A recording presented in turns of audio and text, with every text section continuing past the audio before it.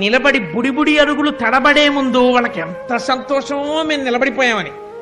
అమ్మ ఎదురుగుండా ఉందనుకోండి, వాళ్ళకి ఇంకా కల్పవృక్షం ఉన్నట్టే. అమ్మ పమిట కొంగు గట్టిగా పట్టేసుకుని నోట్లో పెట్టేసుకుని అమ్మ కాళ్ళల్లో బుర్ర పెట్టేసి ఓ కూతలు కూసేసి ఆడేసుకుంటారు. అమ్మ ఎవరితోనో అబ్బా ఉండ్రా అంటూ ఉంటుంది. వాళ్ళ అమ్మ పమిట కొంగు ఎంత భద్రమైన వస్తువు పసిపిల్లవాడికి.